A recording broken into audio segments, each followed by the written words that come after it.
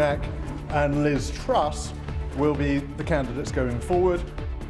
So it's two of the current Prime Minister's most senior cabinet colleagues up against each other for the country's most important job. At his final PMQs, he offered some words of advice for the eventual winner before signing off in true Boris Johnson style. Hasta la vista, baby. Thank you.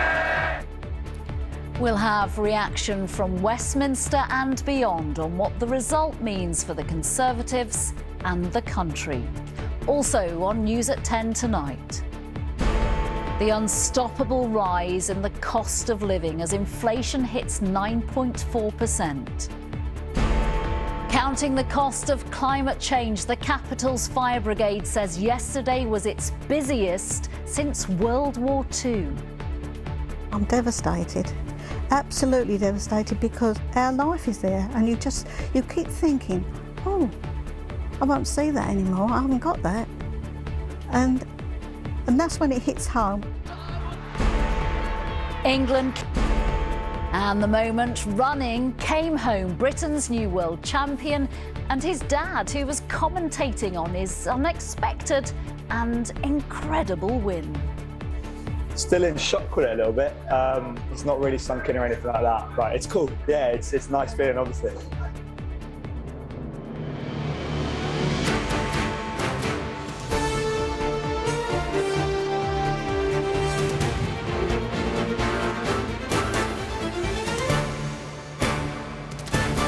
This is ITV News at 10 with Nina Hossain.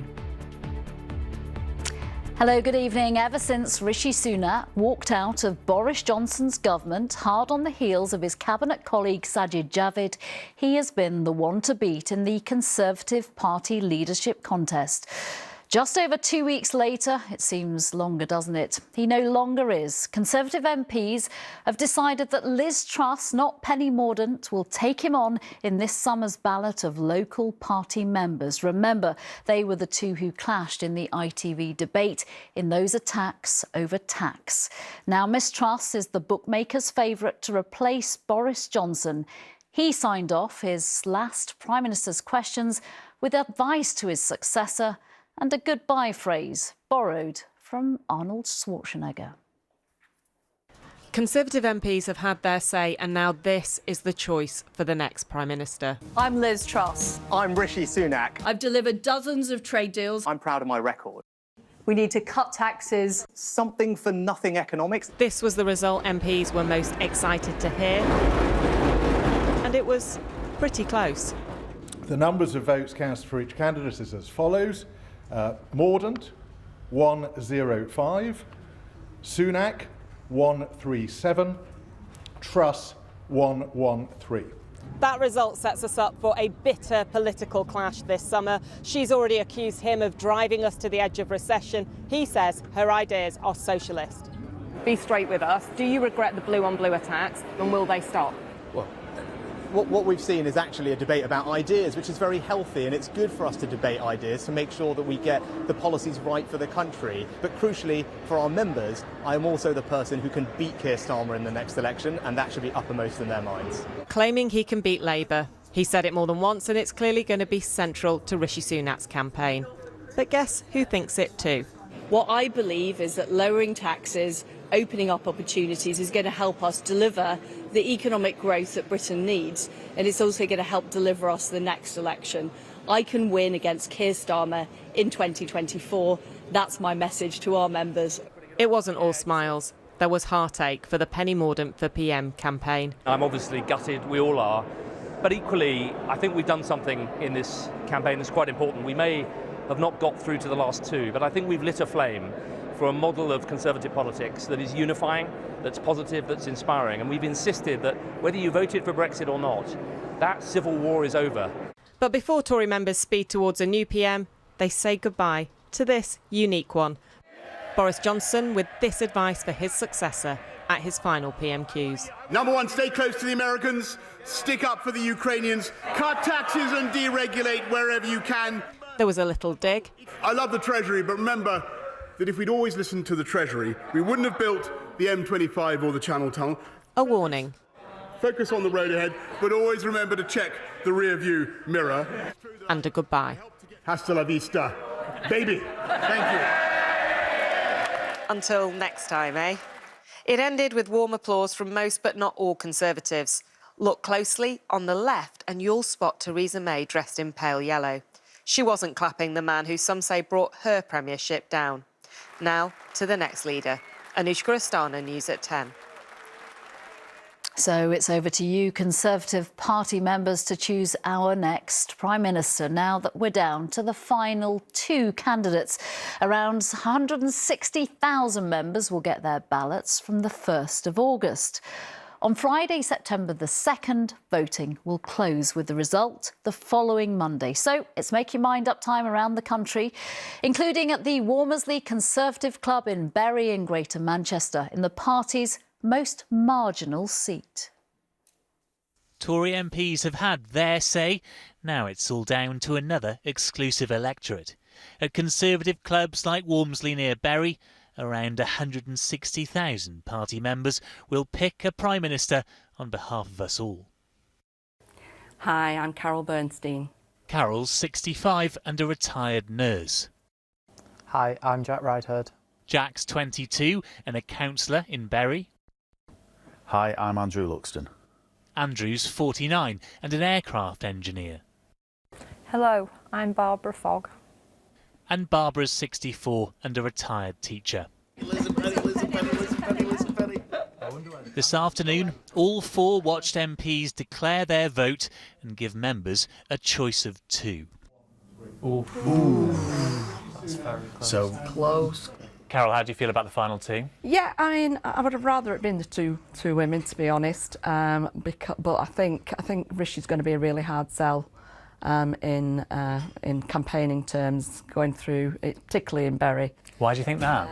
He's lost a lot of credibility in terms of the way he's approached tax. He's also had his fair share of Partygate and so on and so forth. I think he did really well with the furlough scheme. He got it out there and delivered it very quickly. That saved thousands of jobs. I think Penny would have been a better choice in the loyalty because both Rishi and Liz, they both wanted to be PM and now they're in a position where one of them will be. You think that maybe they were plotting behind Boris Johnson's back? Yes, and it's all come out. I don't think the way in which Sunak sort of dropped the hammer that he did was right. I didn't think it was the right way to do it. That being said, there's a lot of positives about Liz. The amount of trade deals that she's done, the work that she's done while she's been in government. Boris Johnson's big strength was his campaigning power, wasn't it? And do you see that there in Liz Truss? I don't think she's as charismatic as Boris by any means, and she would freely admit that. However, what she is a very genuine person. If you had to decide tomorrow how many people here would vote for Rishi Sunak? Nobody. How many Liz Truss? Everybody? Yep. He's not for a town like Bury. He's not for the North West. Had it been Mordaunt in the final round, I'd have voted for Penny. So, just a snapshot, but the red wall may pose a problem for Rishi Sunak. Conservative members have until September to deliberate and decide the country's direction for us all. Paul Brand, News at 10, Bury. Let's join Robert now from the set of his Peston programme where he is gearing up for tonight's programme. Robert, if those members are anything to go by, Rishi Sunak appears to have a lot of work to do. Is tax going to be the issue that decides this race? Well, it's certainly going to be one of them. I mean, I was very struck on my show. I've just interviewed the Business Secretary, Kwasi Kwarteng, who is probably Liz Truss's most prominent supporter.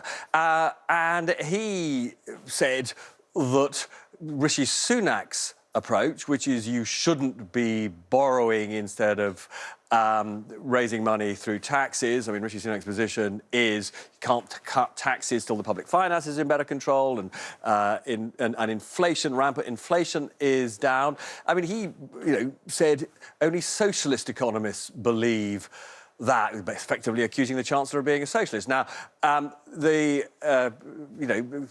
Truss's side think they're on to a winner here, and if you talk to individual Tory members, they appear at the moment to be siding with Liz Truss on this.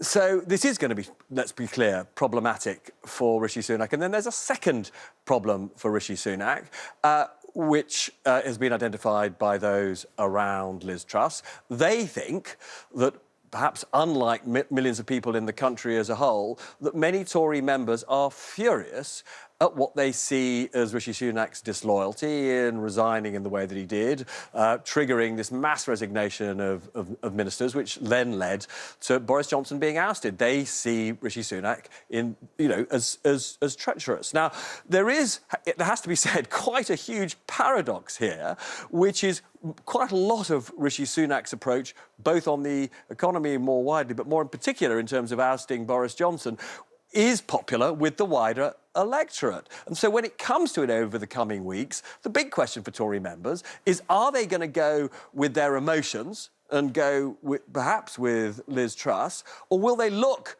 at the candidate who is capable of winning an election in 2 years' time? And the opinion polls at the moment show that may be more likely to be Rishi Sunak. So there is quite a lot to play for on both sides. Robert Peston, thank you very much. Thank you. For people who lost their homes to yesterday's wildfires, all they could do today was try to pick up the pieces of their lives, and they are mostly charred and crumbling. The fires broke out across Britain on the hottest day it has ever experienced. Train services that were reduced or cancelled yesterday were not back to normal today. They were still affected by yesterday's heat.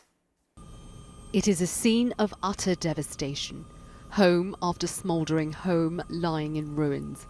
In the midst of the scorched landscape surrounding Wellington, possessions lost, lives that will never be the same again.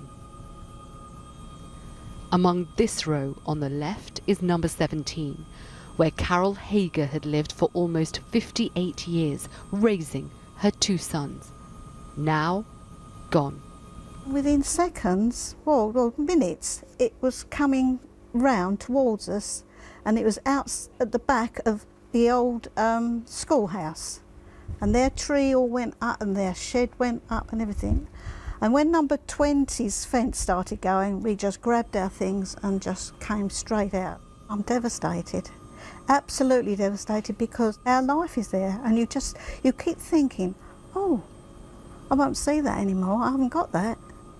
And that's when it hits home. The fire came suddenly and spread quickly from nearby grassland, tinder dry land and searing heat, and this, the devastating results. And the effects of those unprecedented temperatures were also being felt by hundreds of rail passengers today. At Glasgow Central Station, queues for trains snaked out of the building, as services were cancelled because of ongoing repair works after damage caused by fires. I don't know what I'm going to do. I'll stay in the queue as long as possible now. I've got accommodation booked in London. But we'll see how it goes. The reality of the climate crisis is becoming real to all of us. And this was the cause of the chaos. Melted signals after a fire on the route between Peterborough and King's Cross. While rails that had buckled in the extreme heat in Suffolk were causing huge delays on other lines too, disruption continuing at least until tomorrow. And despite the drop in temperatures, fires continue to break out in Sheffield today. This one brought under control, but not before causing damage. These fires will be seared into the memory of the country that has felt the effects far and wide. And the danger isn't over. More heat this summer will pose further risks. Sejal Karia, News at 10, Wellington. Well, just like the fires on the outskirts of London, there have been wildfires on the eastern edge of Athens. They've been burning for a second day. More than 600 people had to leave their homes last night in the suburbs, in the hills, as the flames got closer. Winds of up to 50 miles per hour aren't just spreading the fire, they are making airborne water drops difficult. Making a difference is one of the driving forces of many a reporter's working life. Our own Daniel Hewitt has spent well over a year now highlighting the terrible state of some of our social housing. Change hasn't happened yet, but today a group of MPs committed to levelling up cited Daniel's work in a report that English councils and housing associations must get their act together on dealing with complaints. Many homes, they say, simply are unfit for human habitation. The squalor, damage and disrepair in which families are forced to live stains and shames the landlords responsible. Now an inquiry by MPs, prompted by a year-long ITV News investigation into social housing conditions, says tenants have been badly let down across the board and change is desperately needed. What we found was failures at every point. Failures of government in terms of inadequate funding for social housing providers, failures of social housing providers, housing associations and councils in not looking after their stock properly and not listening to the concerns of their tenants. It was back to a situation I thought we got beyond, where poor tenants only needed poor housing. The inquiry found that some of England's social housing conditions are unfit for human habitation, that it's undeniable that the poor treatment of tenants and discrimination is down to a stigma attached to being in social housing. It recommends significantly increasing levels of compensation up to £25,000. The current average is £260, and to establish a permanent national body to represent tenants.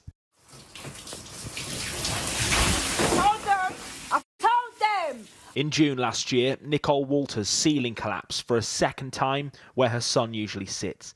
I felt like I literally could have lost my life within that property.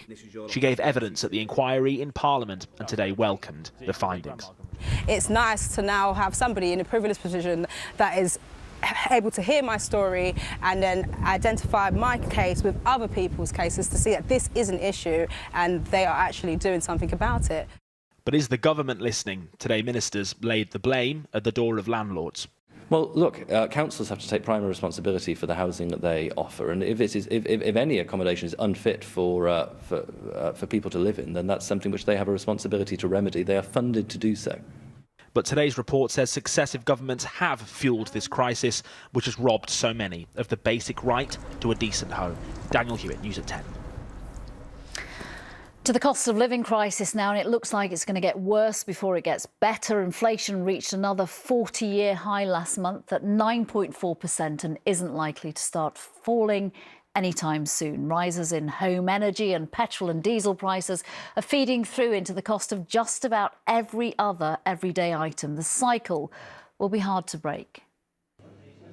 The pound in your pocket is buying so much less, but this community grocer in Burnley is a place of refuge in troubled times. Here, a Christian charity provides subsidised food to those who would otherwise struggle to afford it. We're actually on benefits, but they're not going up at all in line with inflation. So places like this are a necessity. With what's going on, everybody needs help at the moment, and friends and family come as well. It's a lot of help. The Bank of England's job is to keep the annual rate of inflation stable at 2%. It was last at 2% in July last year, but has since taken off, reaching 9.4% last month. Food prices in June were almost 10% higher than a year earlier. The price of petrol rose by almost 11% in June alone, a record. But price rises are widespread. What's known as core inflation, which excludes food and energy prices, eased a little, but is still at its highest level for 30 years. The Bank of England argues that inflation has been driven higher by a series of economic shocks. Now, the upward pressure on prices caused by the pandemic appears to be easing, but the upward pressure caused by the war in Ukraine is intensifying. And the UK has another issue. The labour market is tight. Firms are struggling to recruit, and pay is rising in a way that could cause another round of painful price increases. We're in a bad position and it could get worse. Sir John Geeve is a former Deputy Governor at the Bank of England. He says the lesson of the past is the bank needs to hike interest rates more aggressively to stop inflation from feeding itself. The 1970s, we did end up with inflation at 20%, and it took us 10 years of hard labour and 2 huge recessions to get it back down again. So if you do let inflation get itself embedded, then you're looking at really big and serious consequences in the longer term. There's more inflation in the pipeline in factories across the UK. The cost of raw materials continues to rise at a record pace. This company makes parts for windows. It used to increase its prices once a year. It's currently doing so once a month. We can't absorb it. The reality is no one's operating on margins that give you that opportunity, and the scale of the use of energy as such means that it needs to be passed on. High inflation is toxic. The Bank of England is promising to do whatever it takes to purge the economy. The question now is how high will interest rates need to rise as a result? You paint a pretty worrying picture there. How do we get out of this cycle? With great difficulty. The Bank of England has made it clear that what's happening here is that the inflation's been triggered by a series of economic shocks. And I mean, it's likely we'll see the headline rate of inflation peak around 12% before the end of the year. So things will get worse. Now, the supply chain disruption that was caused by the pandemic does appear to be fading. That's great news. It was forcing up the price of goods. But the war in Ukraine rolls on. And the awful truth is that Vladimir Putin is able to restrict the supply of Russian gas and things like Ukrainian wheat in such a way that it makes us directly and significantly poorer. What's happening, Nina, to energy bills is absolutely astonishing, completely mind-boggling. They will rise again in October by around 50%. If you think times are tough now, and they are, it's going to get horrific come the winter. Ordinary households are going to find they're really struggling, even in spite of all the help that the government has put on the table. The tightness of the labour market, which I referred to there, makes the Bank of England's job of taming inflation that much harder. Pay is rising, not by enough to prevent a fall in living standards, but by potentially enough to actually trigger another wave of inflation. What happens next is hugely uncertain. Households and businesses will have no choice. They'll have to tighten their belts into the winter. It's possible that will trigger a downturn so significant that actually it will bring inflation coming back down quite quickly. It's also possible the Bank of England may decide, look, we need to raise interest rates far more aggressively to get a control on this. For what it's worth, bank rates expected to hit 3%, according to the markets. They're not always wrong, but not always right, I beg your pardon. But whatever happens next, the outlook is really grim. Joel, thank you, I think. Thank you, Joel.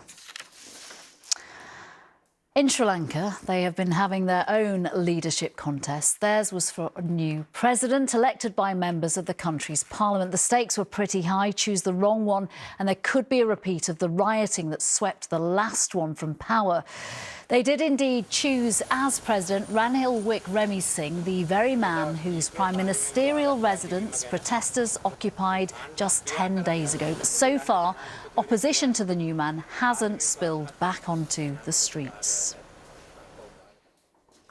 OK, to a nail-biting night for England in the quarter-finals of the Women's Euros. They look to be heading out after letting in their first goal of the tournament against Spain. It wasn't so much that England weren't good, more that Spain were very good. But with 6 minutes of the 90 left to go, Ella Toone gave the army of England fans hope with an equaliser, 1-1. That sent the match into extra time. And England, in the shape of Georgia Stanway, have scored again. They were in full voice and full of confidence. And who could blame them? The Lionesses arrived without conceding a single goal this competition. We've been to every group stage game, so we really wanted to be here today. Yeah. How do you think they're going to get on? They're going to win. How are they going to get on tonight, do you think? They're going to win. England's manager, Sarina Wiegman, was back on the touchline after missing it. And then a close shave. Keeper Mary Earps was being kept busy for the first time this tournament. Crucial save from Earps. It was extra time. And respond they did. Just a few minutes into extra time, Georgia Stanway scored for England, putting them... It looked like they were struggling. But as it stands, they are, with just a few minutes left on the clock, going through to the semi-final next Tuesday in Sheffield, when they will face either Belgium or Sweden. What a turnaround from them. And as you can imagine, we've been hearing ringing around the stadium behind us, football is coming home. Keeping everything crossed. Amy Lewis, thank you. Claims that Prince Charles was given a suitcase of €500 notes by a former Prime Minister of Qatar will not, after all, be investigated by the Charity Commission. The money was for the Prince's charitable fund charity and the total amount was said to be €3 million. The Commission said it had looked at the information provided by the Prince's charity and had ruled out any further investigation. The family of the cancer campaigner Dame Deborah James said their goodbyes today at her funeral in West London, supported by friends old and new. Her husband delivered the eulogy and their children Hugo and Eloise both read poems. Lorraine Kelly and the McFly singer Tom Fletcher were among the mourners.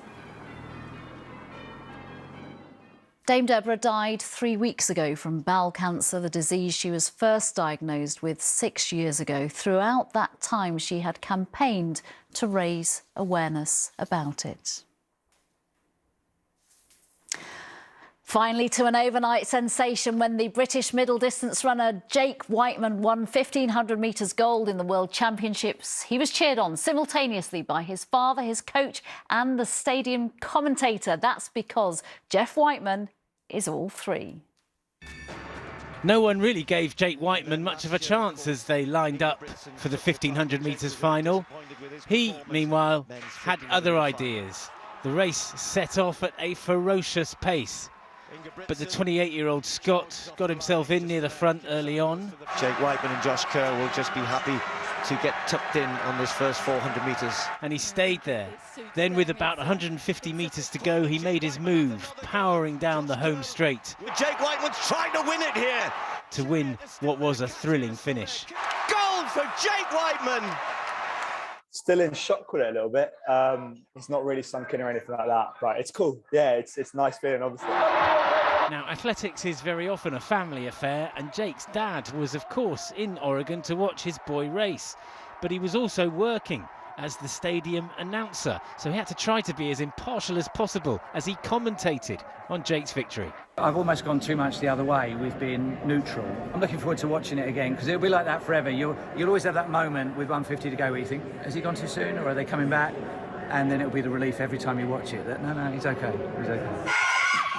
At the British team hotel, there were no impartiality worries, of course. Jake's teammates were delighted as he delivered the performance of his life. And for the new champ, the medal ceremony was made even more special when a legend of British middle distance running, Seb Coe, was on hand to present him with gold.